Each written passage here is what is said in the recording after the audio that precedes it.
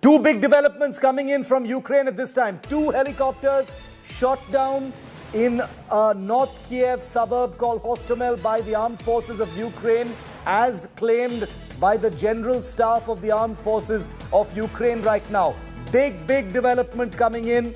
It is being claimed officially by Ukraine that two Russian helicopters have been shot down just north of Kiev while they were on their way to the Hostomel Air Base, which is a large aviation testing facility owned by the Antonov Aircraft Company just north of Kiev. It's a large aviation facility, and it appears to have been taken over by the Russian forces. Let's put that image, let's put that video on air of those helicopters. There you have it. Those are the helicopters from Russia that are headed towards the Ukrainian airbase of Hostomel. And now Ukraine says two of these helicopters have apparently been shot down as well. Okay, India Pyrosenko is with us live from Kiev at this point. Maria, good to see you back with us. I hope you're okay. Very dramatic images coming in from all sides. These images on our screen right now, I'm sure you've already seen them, Maria, of Hostomel Airport, which is a suburb of Kiev. It's the Antonov Airport. These helicopters of the Russian Federation appear to be headed towards there to take over that particular airbase. Anything that you're hearing about these images? Yes, I would like even to clarify more. Not two, but three helicopters of Russian forces were shot down by the Ukrainian Air Force. So that's the information we've been having for 2 hours. There is also some new development right now. The combat center informs actually, the Ministry of Defense, and the information goes through other channels, informs that there is one more Russian helicopter near Vyshhorod. It is also the northern part, to the north from Kiev. It's close to Boryspil and close to Hostomel, the places where two big air bases are located. So Boryspil is a civil airport, and Hostomel is a military air base to the north of Kiev. So for now, we have already five Russian helicopters put down by the Ukrainian forces. So three of them in Hostomel. This video, which is circulating all over the internet, that was verified. According to the information of the headquarters of Ukrainian Defense Ministry, there were 20 helicopters in total, 20 Russian helicopters. Three of them were shot down. One more helicopter shot near Mezhyhirya. It is also to the north of Kiev, and one more shot near Vyshhorod. So 5 in total as for now. Also, we are getting very troubling news from Odessa, where the military base was shelled, and the number of casualties is very high. 18 people died during this shelling. And also one more thing about the child I've talked during the previous live chats. This is the casualty of bombing near Kharkiv. The town is called Chiguyev. One death of innocent child is also reported from there. So that's the situation now in Ukraine. We've seen also military blocking the central quarters of Ukrainian capital of Kiev. They blocked the central streets of Kiev, but not so that civil cars can go, but just to protect and to keep the streets in control. I wouldn't be able to show you these images because military told us not to do this because of safety reasons. I hope that's understandable, and we have to stick to this because the situation is still very tense in Kiev, and I can see that people are now embracing the new reality that the invasion is already happening, and that is the time to understand what to do next. And we have also seen the new move of the Defense Ministry. They have simplified the procedure of being drafted to territorial defense. So now to be drafted in territorial defense, so it's like volunteer units, you need only to bring your passport. So the times are extraordinary, said the defense minister Alexei Reznikov. That is why this is the important move. This is what is urgent, to make this procedure as simple as possible. You come, you bring your ID, and you you can join the territorial defense. And now also the level of help to the army, volunteer help, is rising just above. Just in front of our eyes. I have monitoring closely the social media, and we've seen that one of the prominent funds, Повернись живим, come back safe alive, it's translated, have raised 48 million hryvnias to help Ukrainian army. So this money will go for transport, for other needs, which the military will ask this fund to buy. And we also see the activity of other volunteers, which is now very vibrant and can be seen on social media. Maria, just stay with me. Maria, just stay with me. I want to bring in Gaurav Sawant as well, our colleague who is in Mariupol right now. He's been reporting from a site where there has been some shelling as well. I'm handing it over to Gaurav. Gaurav, I'm going to continue to stay with you as well. Maria is with you, and we've got these very dramatic images on air. Over to you, Gaurav. Shiv, thank you very much. Many thanks, Maria, for joining me in this very difficult hour for the people of Ukraine. As Ukrainians say, a Russian invasion is currently taking place in their country, and this is a multi-pronged offensive that the Russian army has undertaken, and there is a multi-pronged attack on Ukraine. There is an attack that is taking place from Kharkiv in the east. There's an attack in Mariupol, where I am at this point of time. And this is that restive province of Donetsk and Luhansk, where trouble anyway was there since 2014. It appears to be intensifying. But there is a more worrisome attack that is taking place in the heart of Ukraine, in Kiev.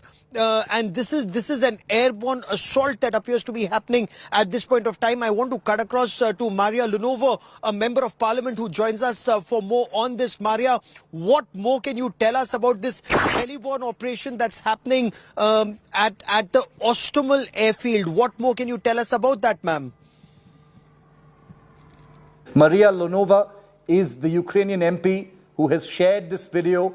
That's a very, very disturbing, unsettling video that you've sent us. Maria, welcome. Thank you for taking the time out at this very difficult time for your country to be with us. Can you describe for us, where this video has been taken from? Did you shoot this video? What are we looking at, Maria?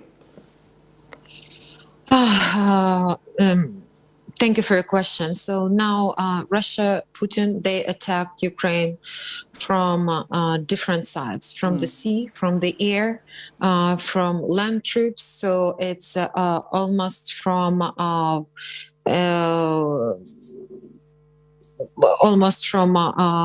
10 regions of Ukraine. So some of the towns in Lugansk Oblast, unfortunately under control of Russia Federation in Lugansk Oblast.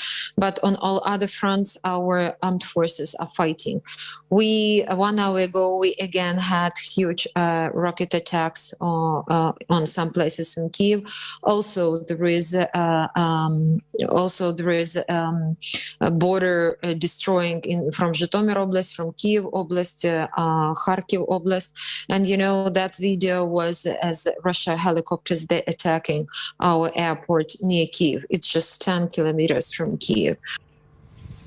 And I want to quickly cut across to Maria, who joins us from Kiev for more on this. Maria, some of the reports seem to indicate that the Russian forces, the Russian special forces, after a heliborne operation, are in control of the Hostomel airfield. Is this true? Have the Russians taken over a very crucial airbase very close to Kiev?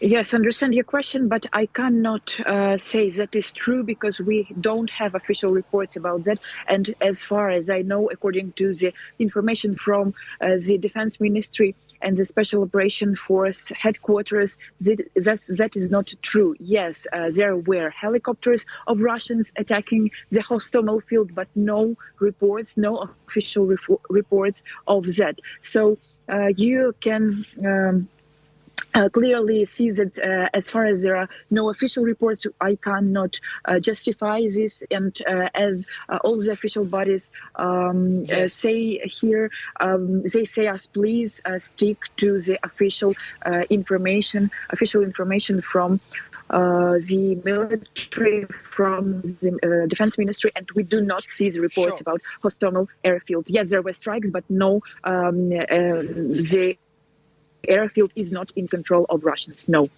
Yeah. Back to you.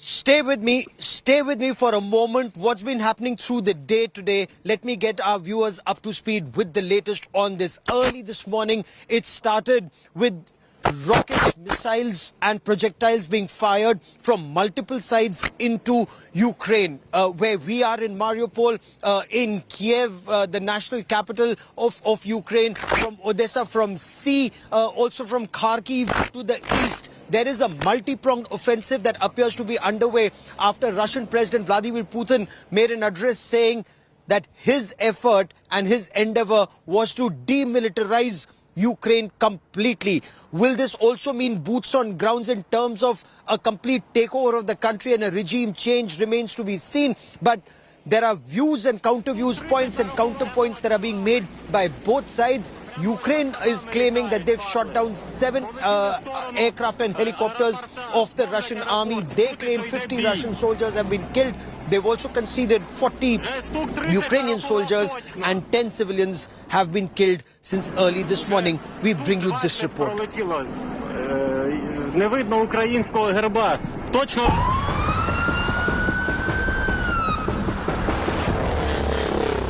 Ukrainians woke to a war on their country. At 4:30 a.m., the first of 7 rockets struck a military base on Kyiv's outskirts. Soon, Kharkiv, Lugansk, Mariupol, and Donbass all came under attack. Around the same time, Russian tanks and armored vehicles rolled into Ukraine from occupied Crimea. The invasion had started. Ukraine and the world's worst fears had come true. We simply don't have any other choice to protect our people, and we'll have to use the only available choice that we will use today. I've taken the decision to conduct a special military operation. Its purpose is to protect people who have been subject to abuse and genocide by the Kiev regime for 8 years. And to do this, we will strive to demilitarize and denazify Ukraine. The Ukrainian retaliation was swift. Kyiv claimed it had downed 6 Russian planes, even as Moscow said it destroyed air bases. At ground zero, India today captured the fear and panic in Ukraine. Images on your television screen now tell you more about the military movement that's taking place towards the battle zone. Now, this is where one convoy after the other. We are on the high street here in Mariupol, and military convoy, one after the other, heading towards the front lines. So I will also walk a bit and show you the situation near the Kyiv City Council. The protection of the building has also been strengthened. You can see the military standing outside the building. And one more thing, so you can see that they are changing the location of their post. Sorry for such strange reporting, but everything is changing every minute. In eastern Ukraine, fighting raged. Ukraine claimed it had killed at least 50 Russian soldiers. Russia said several Ukrainian villages were under its control. As missiles rained, Ukraine closed the country's airspace. Kyiv International Airport was evacuated and shut down. The capital and other cities began seeing shortage of food and fuel as panic buying started.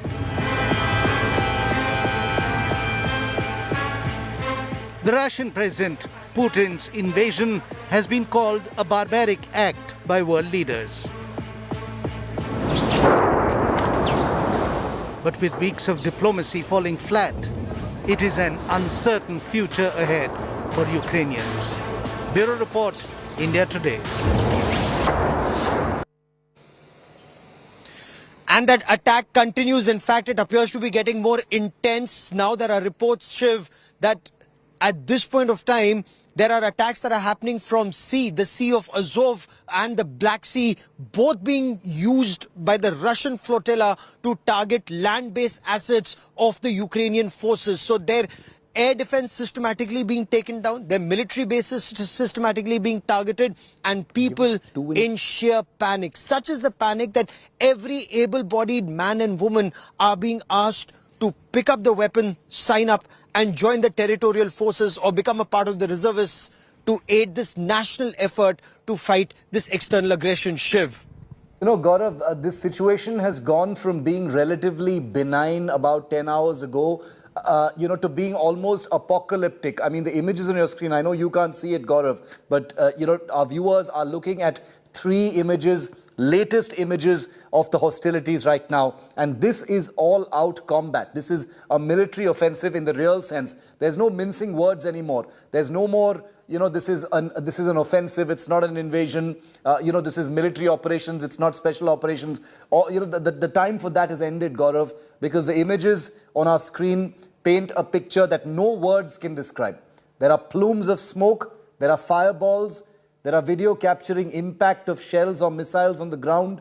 There are a large fleet of helicopters flying across, a grey sky over, the northern part of Kiev suburb of Hostomel towards the big Antonov airport.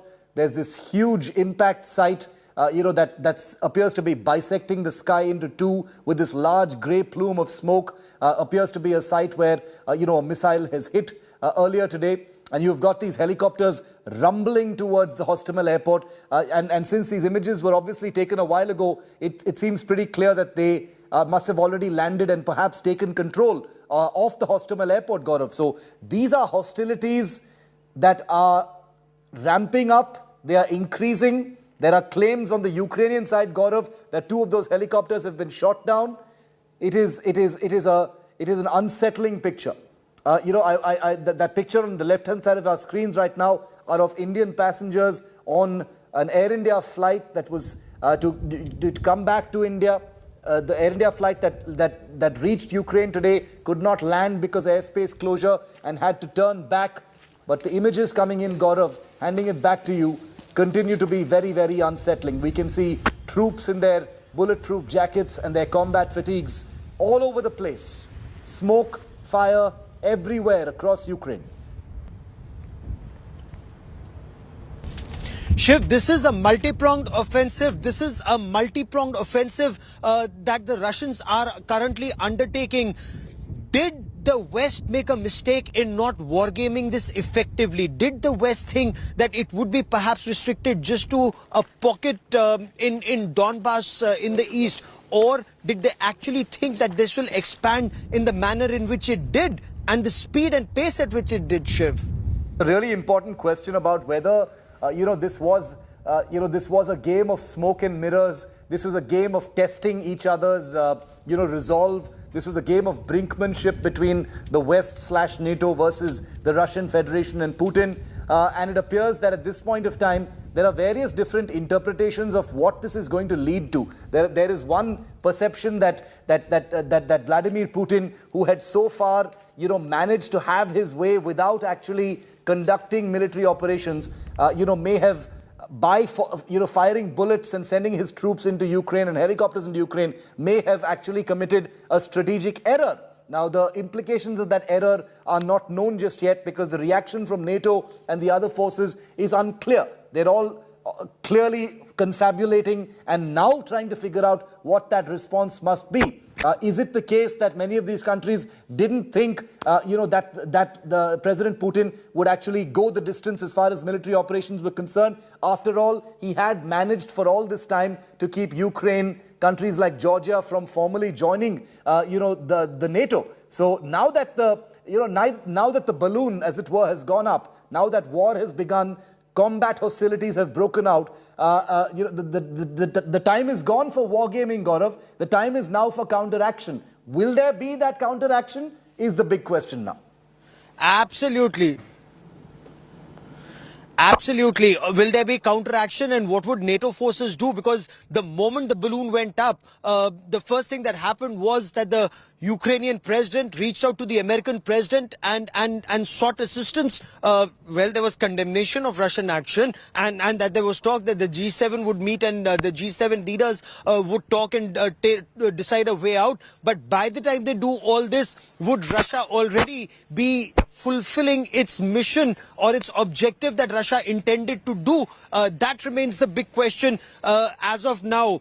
Now, Ukraine's president, Vladimir Zelensky, he's called it an invasion into his country. Let's listen in. We're all the citizens of the beautiful country, and we are fighting for our freedom. We're defending our freedom. Be prepared to protect your country on the squares of your cities and towns. We will relieve the sanctions of every citizen of Ukraine who is ready to protect and defend our country with weapons in their hands. Ukraine is defending and would not give its freedom, whatever they think in Moscow. For the Ukrainians, our independence and the right to live in our land in accordance with our will. Russia cowardly attacked our country early in the morning, very much like the Nazi Germany did during the Second World War. As of today, our countries are on the different side of the world divide. Russian Federation is on the evil side, but a lot depends on the Russian people. The citizens of Russia will be choosing which path they are personally.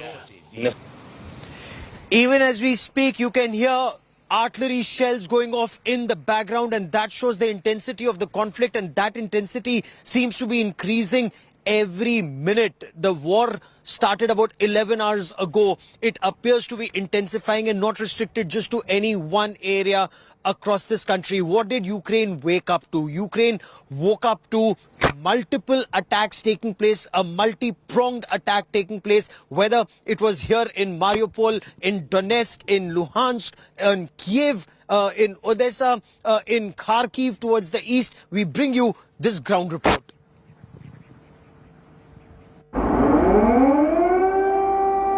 The dawn of Thursday in Kiev was not a promising one. In the capital city of Ukraine, people woke up to the sounds of sirens. Nearly 850 kilometers away from the capital city in Luhansk, near the line of control in eastern Ukraine, long queues outside banks was the commonplace scenario this Thursday morning. The same was the case in Mariupol, in Donetsk region. We have to leave our houses. What is going on?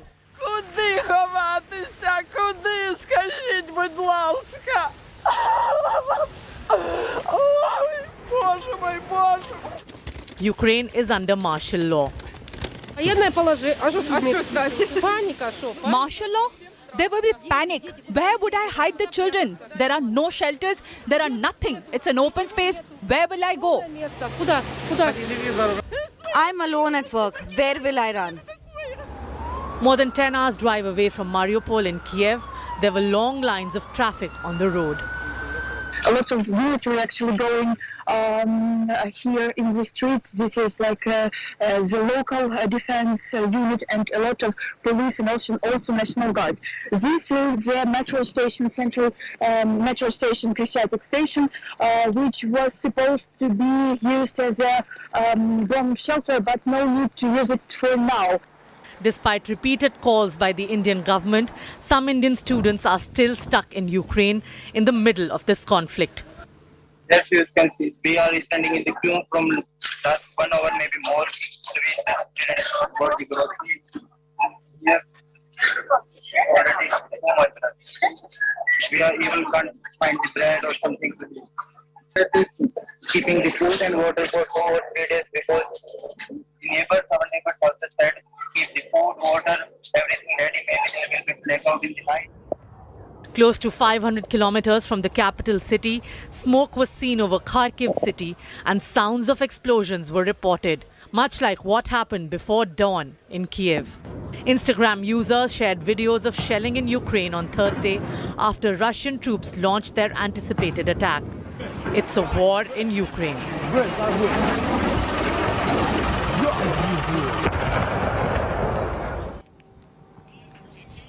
It's a war where both sides are already in trenches and fighting for every inch of territory. India Today will continue to report from ground zero. A quick break. Lots more coming up on the other side of these messages. Stay with us. Intense shelling taking place. Ukraine claims it has shot down 7 aircraft of Russian Air Force, including 2 helicopters. So 5 aircraft, 2 helicopters. Russians, the indication is, and the information that is coming in seems to indicate that the Russians have taken control of a very crucial airfield, very, very close to Kiev, barely 10 kilometers from Kiev. They've taken control of an airfield. And just now information coming in that an aircraft of the Ukrainian Air Force with 14 members on board has crashed. Emergency services have confirmed this. What's the reaction that's coming in from world leaders? Tremendous condemnation of Russian action. But will they only pay lip service and sympathy to Ukraine, or will it extend beyond? Let's find out.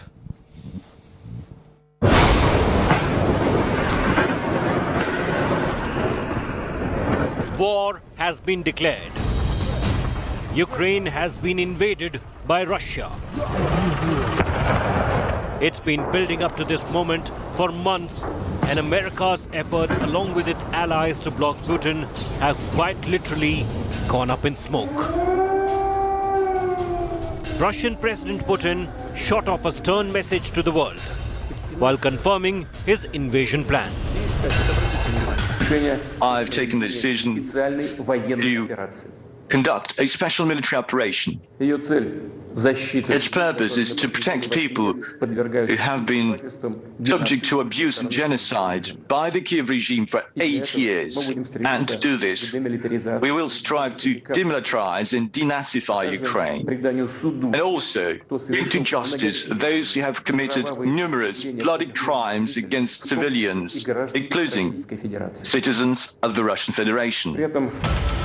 The White House immediately issued a statement condemning Russia's move, and Biden deeming it as unprovoked and unjustified. But for now, they've adopted a wait-and-watch policy, with Biden saying he will decide the next step with the allies.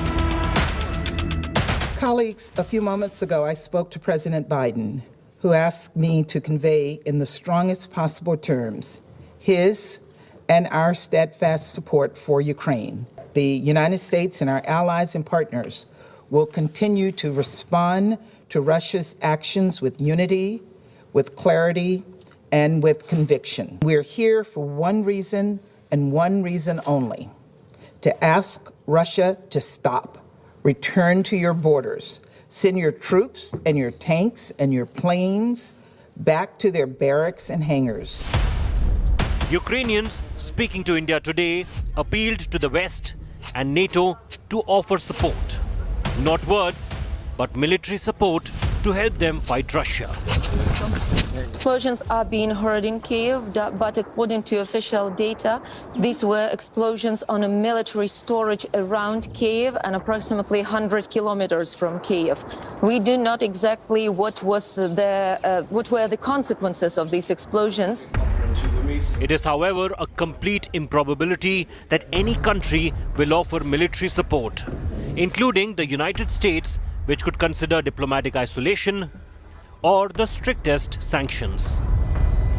And I think it seems like they're evaluating their options. It also seems like everything is on the table, which means essentially all sanctions, full scale of sanctions on the table, which also includes SWIFT. But as far as I know, as far as I've been told by senior State Department officials over here in the U.S., it looks very highly unlikely that the U.S. will put boots on the ground. I think they will continue to work with their allies. I mean, there's a G7 meeting that's going to be that President Biden is going to attend tomorrow. He's going to sort of spearhead that meeting tomorrow. And after that, I think we'll probably see more sanctions coming in tomorrow. I really do not think there will be any sort of boots on the ground or a military engagement with the Ukraine forces. Most countries are following the sanctions route against Russia. We are facing an unprecedented act of aggression by the Russian leadership against a sovereign, independent country. Russia's target is not only Donbass. The target is not only Ukraine. The target is the stability in Europe and the whole of the international peace order. And we will hold President Putin accountable for that. Later today, we will present a package of massive and targeted sanctions to European leaders for approval.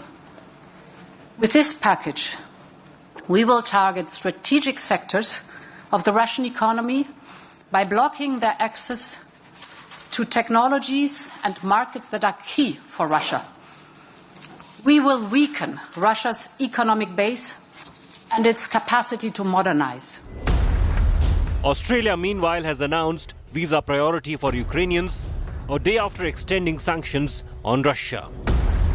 With Gaurav Sawant in Mariupol, Bureau Report, India Today. And I say to the Ukrainians in this moment of agony, we're with you. We're praying for you and your families, and we are on your side. And if the months ahead are grim and the flame of freedom burns low, I know that it will blaze bright again in Ukraine, because for all his bombs and tanks and missiles, I don't believe that the Russian dictator will ever subdue the national feeling of the Ukrainians and their passionate belief that their country should be free. I say to the British people and all who have heard the threats from Putin against those who stand with Ukraine, we will of course do everything to keep our country safe.